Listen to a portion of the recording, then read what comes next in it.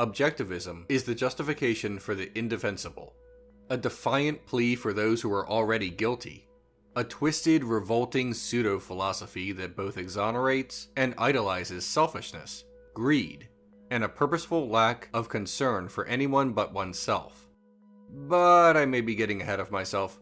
The Atlas Shrugged film trilogy spanned from 2011 to 2014, producing 3 movies that were deeply objectionable both as socio-political sermons and as pieces of art.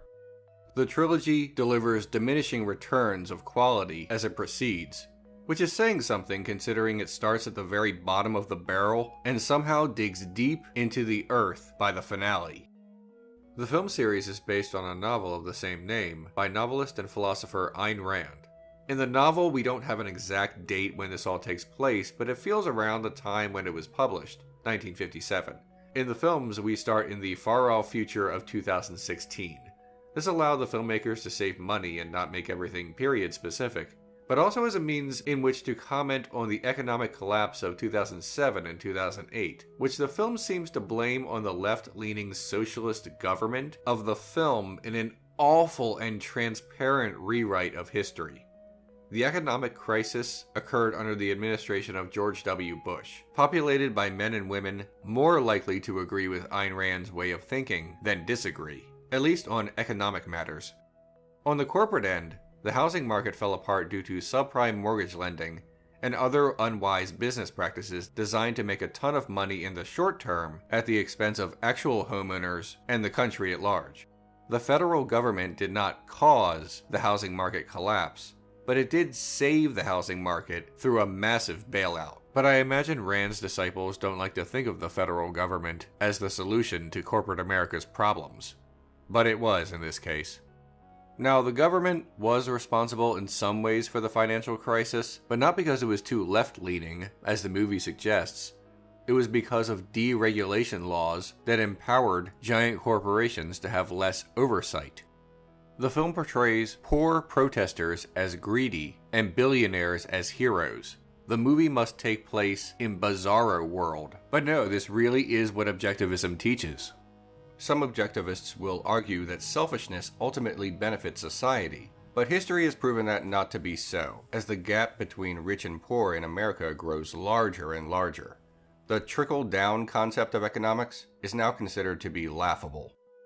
I've been avoiding discussing what can only charitably be called the plot of these films, so let's dive into it.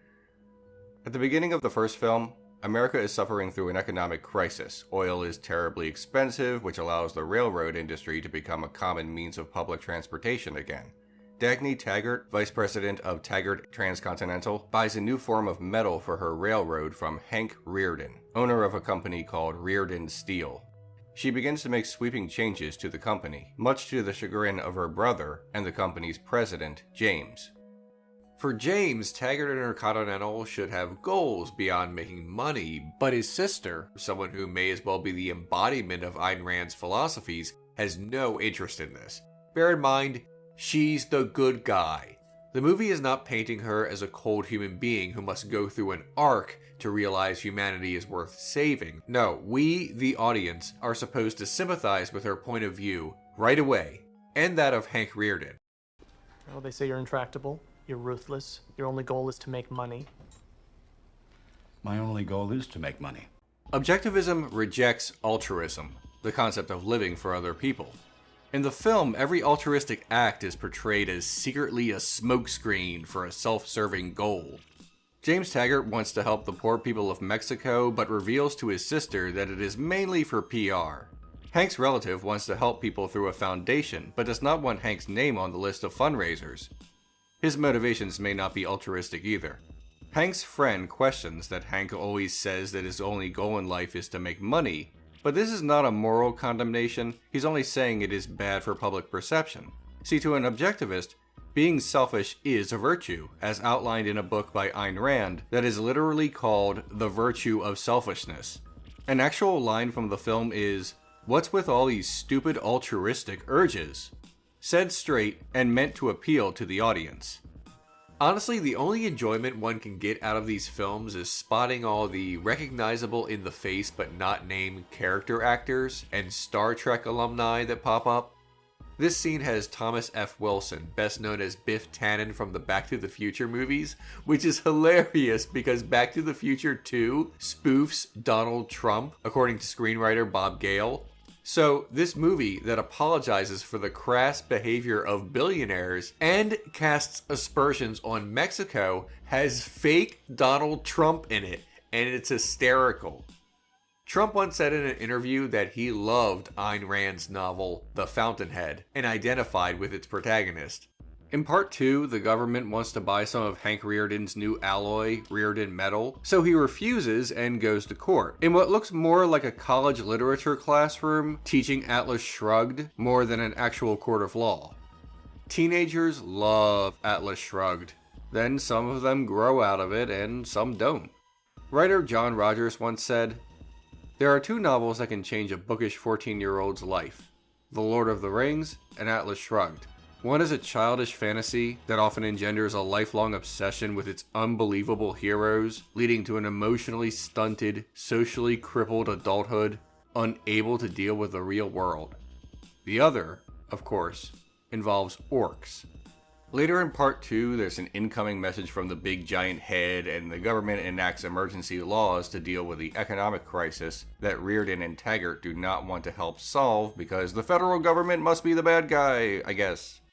I won't bore you with a complete synopsis of all three movies, but long story short, Dagny crash lands on a super science micronation utopia where she meets far-right libertarian ubermensch John Galt. I will say one positive thing about the films.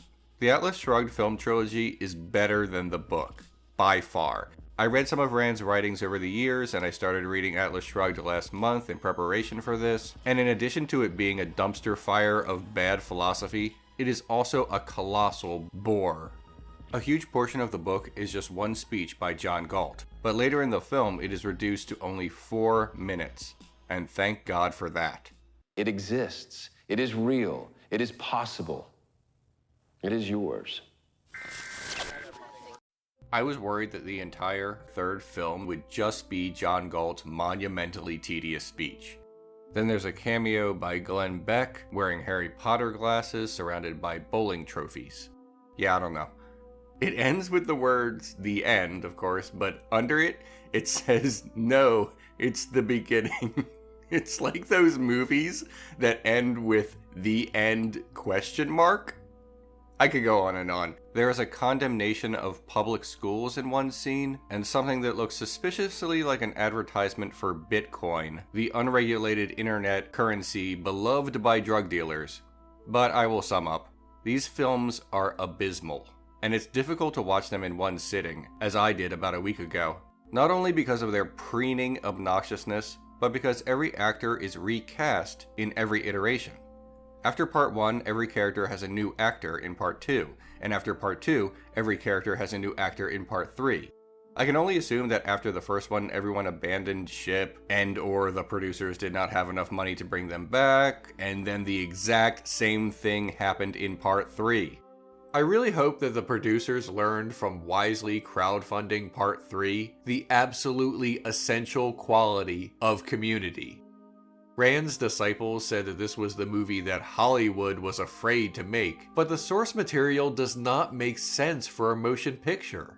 The sad fact is that these terrible films might have been about the best anyone could get out of such a rotten story with such awful messages.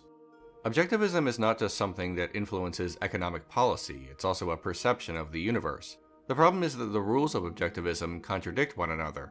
One edict is that reality is an objective absolute. Facts are more important than man's feelings and wishes. Okay, not terrible in and of itself, but here's the problem. An economic edict of objectivism is that the ideal political system is laissez-faire capitalism. But here's the thing. Laissez-faire capitalism is a utopian fantasy, not reality. You would think it would really streamline life if the economy did not have to be regulated against unfair and unsafe business practices, but it does. We need the FDA to make sure our food is not poison, and we need taxes because that is a small price to pay to live in a society. The American government has been responsible for some rotten things: war, abuses of power, but helping the less fortunate through social services and maintaining infrastructure are not among its sins. It's just the basics of life. We see problems with deregulation of business from everything from destructive economic policies from the century prior to Rand that treated people like chattel to the century after Rand passed away with the recent global economic crisis. So how does the perception of the universe edict contradict the economic edict?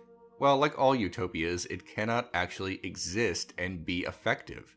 So just like any philosophy, it needs to be judged on how it is implemented in the real world. And in our world, laissez-faire capitalism never really worked well. If reality is an objective absolute, then the reality is that Ayn Rand's economic policies are proven to be destructive and dangerous. She has argued against herself. Objectivism was a product of the Cold War and fears about Soviet Russia and communism, and it has long since passed its expiration date. Objectivism teaches its disciples that every man exists for his own sake and not others, that one's own self-interest and one's own happiness in life is the only purpose, but that is not how humanity has risen. In reality, humans have evolved as communal, tribal creatures, and that means bonds with both family and local communities. In fact, these attributes are tied to health and longevity. Objectivism contradicts provable scientific facts. The world would simply not exist if we only took care of ourselves. A philosophy needs to have real-world implementation, and objectivism not only does more harm than good, but also it's just not applicable to life on Earth. The problem with Atlas Shrugged, the novel, not the films that came later, is that it influenced a lot of people, most notably the worst politicians and heads of corporations. Some are hard to spot right away, and some get named after the author. These writings were responsible for the mindset of many politicians and corporate bigwigs of the time, and even today, contributing to income inequality, the voodoo economics of the 80s, and much more. Ayn Rand has had considerable influence on libertarian and conservative thought, or as someone once said of the Fountainhead, "Isn't that book the Bible of right-wing losers?" But that's just the socio-political impact of Rand's writings. The artistic legacy of Ayn Rand is just a few dull books and a film trilogy that is among the worst that the motion picture industry has ever produced. Part 3 is actually one of the rare films that has 0% on Rotten Tomatoes, which means that even film critics who might be sympathetic to its ideals still said that it was an absolute load of garbage. But the films are now complete and in the past, and we won't have to deal with Ayn Rand in the theaters ever again. Oh, god damn it.